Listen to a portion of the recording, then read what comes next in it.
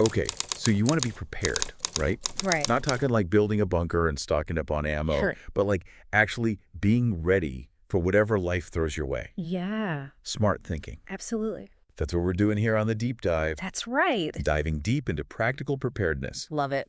Ditching the doomsday drama for a more realistic approach. Yes. Think of it as creating a safety net Okay. for those just-in-case moments. I love it. And who better to guide us through this than you, our resident expert? You're so sweet. Sifted through a mountain of articles and research Yes. to pull out the most important nuggets of wisdom The best nuggets. on building a solid preparedness plan. Yes. Now, what I love about this approach Okay. is that it's all about building resilience, Yes. not panicking over worst-case scenarios. Absolutely. We're focusing on real-life risks. Get some, like what? Job loss. Natural disaster. Even that dreaded power outage right before your favorite show's season finale. Ouch, you hit a nerve there. Yeah. Nothing worse than being left in the dark at the climax. The worst. Speaking of nerves, though, Okay. these sources all seem to agree Yeah. that the first step is calming those what-if anxieties Right.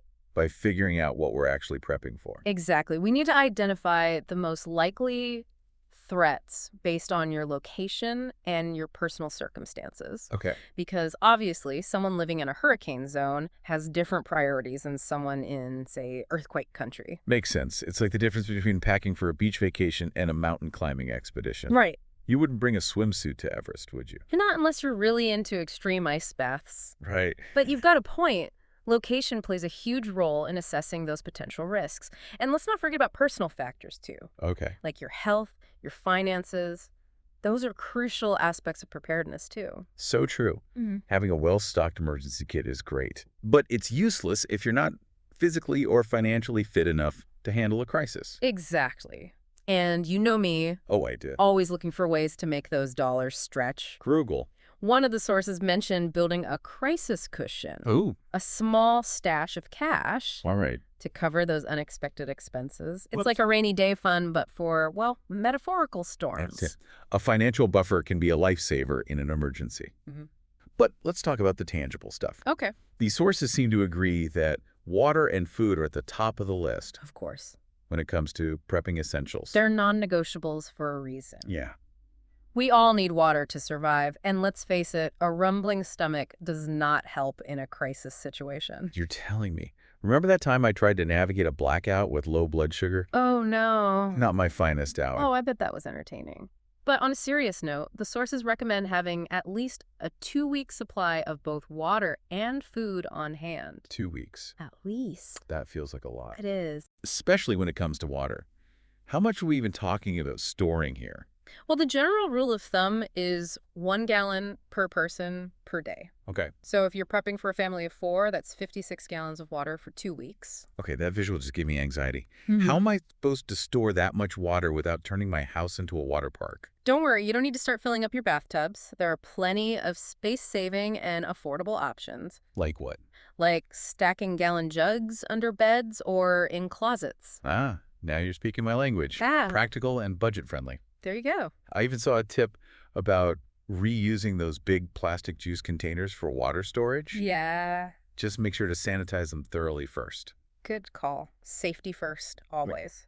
And speaking of water, let's not forget about purification. Right, because that tap water isn't going to magically flow forever if the grid goes down. Exactly. Several sources recommended water purification tablets or a good quality filter as absolute must-haves, especially if you're relying on something like, say, collected rainwater. Rainwater, you mean like putting a bucket outside? More like a rain barrel, actually. Right. It's a surprisingly effective way to create a backup water supply, Okay. especially if you have a way to purify it for drinking. All right. I'm seeing the appeal. I bet you could even use that rainwater for your garden. Yes. 2 birds, 1 stone. You are good. Resourcefulness is key when it comes to prepping.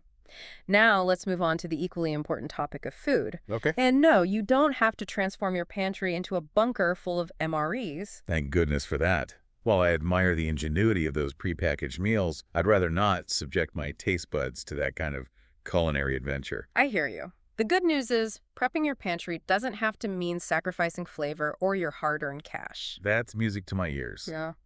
So what's the secret to building a tasty and affordable emergency food supply? It's all about smart shopping Okay. and a little bit of planning. Okay. Think of it as like building a prepper pantry, using the same principles as your regular grocery shopping. Okay, so stock up on sale items, prioritize versatile ingredients. Exactly. What else? Look for shelf-stable items that can be combined in multiple ways, Okay. like rice, beans, pasta, canned goods, things you already use in your everyday cooking. Smart. Those are pantry staples anyway. Right, So it's not like I'm buying a bunch of weird stuff I'll never use. right. To be honest, I probably have half of that in my pantry right now, Probably. just because I forget to go to the store. Of course, and don't forget about flavor. Oh, yeah. Herbs, spices, hot sauce, those can make a world of difference Right. when you're staring down a pantry full of bland food. We're speaking my language. Yeah, A little hot sauce can liven up just about anything. absolutely. I'm making a note of that. Good. What else are we forgetting? Okay. Oh, first aid. Yes. That seems like a no-brainer. Right. But knowing where to start can be so overwhelming. Absolutely. A well-stocked first aid kit is crucial. Right. And it doesn't have to cost a fortune. Okay, good. You can often find like pre-assembled kits at a reasonable price. Right. Or you can build your own gradually by picking up items on sale. Good to know. And speaking of sales, I've heard drugstores often have great deals on first aid supplies. Yes. Always check those clearance aisles. You're a true bargain hunter. Gotta be. All right, so first aid kit, check. Jack. Now let's talk about those situations where staying home isn't an option. Okay. These sources keep mentioning bugging out versus bugging in. Can you break that down for me? Of What course. does that even mean? It all comes down to assessing the situation Okay, and deciding whether it's safer to stay put or evacuate. right. Bugging in means sheltering in place, Okay, while bugging out means grabbing your essentials I got it. and getting out quickly. So like if a hurricane is headed your way, bugging out to higher ground might be the smartest move. Exactly. And if, say, a wildfire is closing in, getting yourself and your loved ones to safety is the priority. Right. You can always replace stuff. Right. But you can't replace people. Exactly. So how do we know? How do we know when it's time? Yeah. What factors should we be considering? That's where having a plan comes in. Okay. You'll want to familiarize yourself with the different types of disasters Okay. common in your area, understand your evacuation procedures. Okay. Local authorities will issue guidance. Right. It's vital to heed those warnings. Okay, so knowledge is power. Right? What about the practical side of bugging out? Okay. These sources keep mentioning a bug out bag. Yes. What exactly is that? And what should be in it? A bug-out bag is essentially a portable survival kit Okay. containing the essential supplies you'd need to survive for 72 hours or more on your own. 72 hours. That feels like a long time to be relying on a single bag. It's designed to give you a head start, Okay. not to be your only source of support indefinitely. Yeah. Think of it as a bridge Okay. between your current location and a safer, more sustainable situation. That makes sense. So what kind of essential supplies are we talking about here? I need specifics. Okay. The core items include water, of course, Of course. at least a gallon per person per day. Right. Got to stay hydrated, even in a crisis. Then food, non-perishable items like energy bars, canned goods, and trail mix. Oh. First aid kit, always crucial. Check. I've got that covered.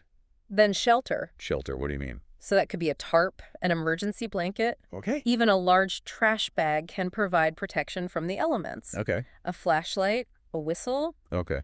a multi-tool, and a map and compass. Oh. Okay, so you're saying analog. Yes, because technology can fail. That's smart. So analog tools are essential. Wow, you sound like you've done this before. Yeah. A little birdie told me about your background. Oh, he did he? He did. Okay. But, resourcefulness is for everyone. Right, of course. We're talking about basic preparedness here, But- not going full-on commando. Okay, good to know. So we've got water, food, first aid, shelter, navigation. What am I forgetting? Don't forget about sanitation and personal hygiene. Oh, right. Hand sanitizer, soap, toilet paper. Those are essential for maintaining hygiene and preventing the spread of germs, Yeah, especially in close quarters or when access to running water is limited. good call. Yeah. It's easy to overlook those everyday essentials when you're focused on the bigger picture. Absolutely. And speaking of the bigger picture, Okay. one source suggested including copies of important documents in your bug-out bag. Like what? Your identification, medical information, insurance cards, keeping them in a waterproof bag will ensure they stay protected. Smart thinking.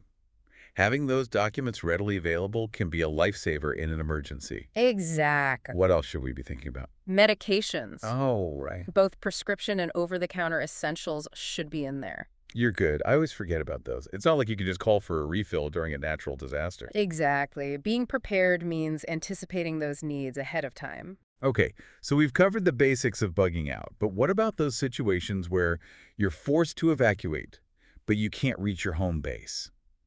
Say you're at work when an earthquake hits and the roads are impassable. That's where having a get-home bag, or GHB, comes in handy. To GHB. Yeah. Is that like a protein shake? What are we talking No, about? but it's important. Better. It's a smaller, more streamlined version of your bug-out bag, Okay. strategically stashed at your workplace or in your vehicle. So it's like a mini survival kit for those in-between situations. Exactly. Clever.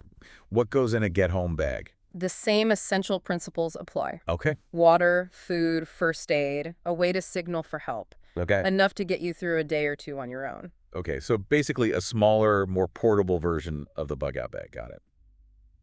Now, all this talk about prepping has me thinking, what about our furry family members? Yes. We can't forget about them. You're absolutely right. Pets are part of the family, and their needs should be included in any comprehensive preparedness plan. So what kind of things should we be thinking about for our furry companions? Food and water, for sure. Okay. Having a 2-week supply of pet food on hand is a good idea, along with a plan for ensuring they have access to clean water. Right. Yeah. Because Fido can't exactly use the water filter. Exactly.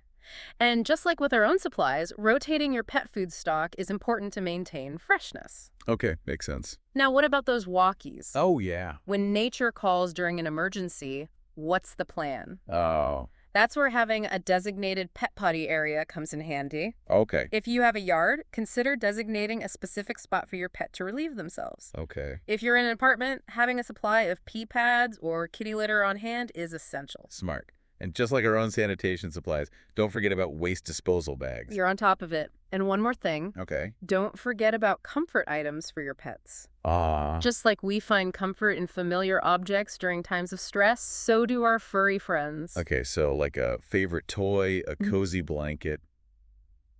Anything else? A recent photo of you with your pet and a copy of their vaccination records can be helpful. Smart. If you need to board them or seek veterinary care during an emergency. That's a great idea. I'm going to print those out right now and add them to our pet preparedness kit. Good idea. Well, I think we've covered just about everything. We have. We've talked about water, food, first aid, bug-out bags, get-home bags, even prepping for our furry friends. We did it. Are we missing anything? Well, we've covered a lot of ground, but there's one more aspect of preparedness that's often overlooked. Okay, like what? Mental and emotional resilience. Oh, that's important. Emergencies can be incredibly stressful. Yeah. So having coping mechanisms in place is just as crucial as having the right gear. Okay, so it's not just about physical preparedness. It's about mental and emotional preparedness, too. Right. Makes sense. Any tips? Any tips for staying grounded when the unexpected happens? One of the sources emphasized the importance of staying informed, but not overwhelmed.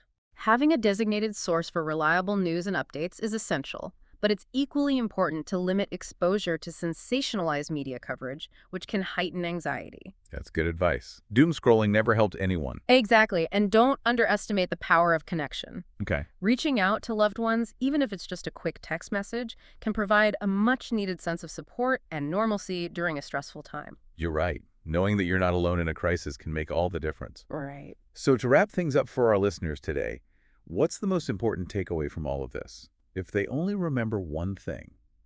Preparedness isn't about living in fear. Okay. It's about taking control and building resilience for whatever life throws our way. I love that. It's about having a plan, having the right tools and resources, and having the mental and emotional fortitude to face challenges head-on. Beautifully said. And remember, preparedness isn't a one-size-fits-all approach. Right. It's about assessing your individual needs and circumstances and creating a plan that works for you and your loved ones.